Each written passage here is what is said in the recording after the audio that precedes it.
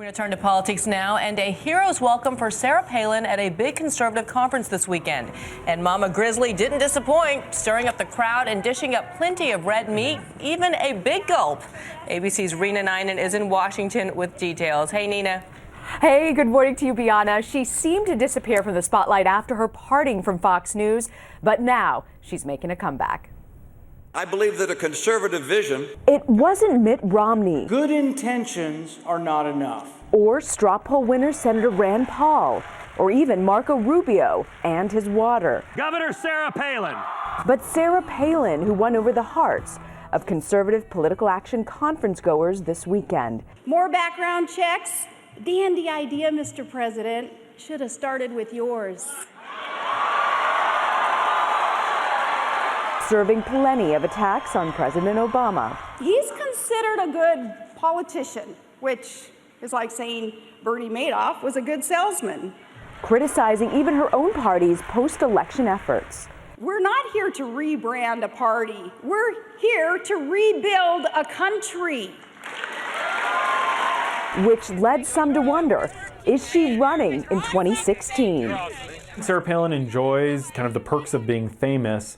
I don't think that she enjoys the scrutiny that comes with running for office. But she enjoyed poking fun at politicians like New York Mayor Michael Bloomberg. Oh, Bloomberg's not around. Our big gulp's safe. We're cool. If you thought Sarah Palin was lost in the political wilderness, you were wrong.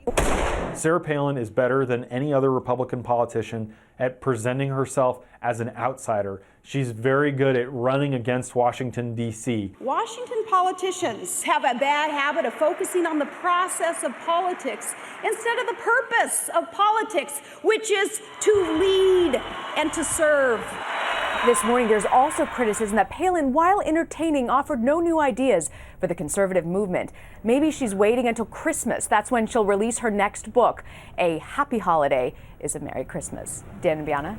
All right, thanks very much. Sarah Palin and the conservative straw poll will be among the topics this morning on ABC's This Week. That's right. ABC's Martha Raddatz is filling in for George Stephanopoulos, and she joins us now from Washington with more. Martha, great to see you. Good morning. Great to see both of you. Good morning. And you know, yesterday's straw poll at CPAC shows a strong divide within the Republican Party, with Rand Paul winning, Marco Rubio coming in a close second.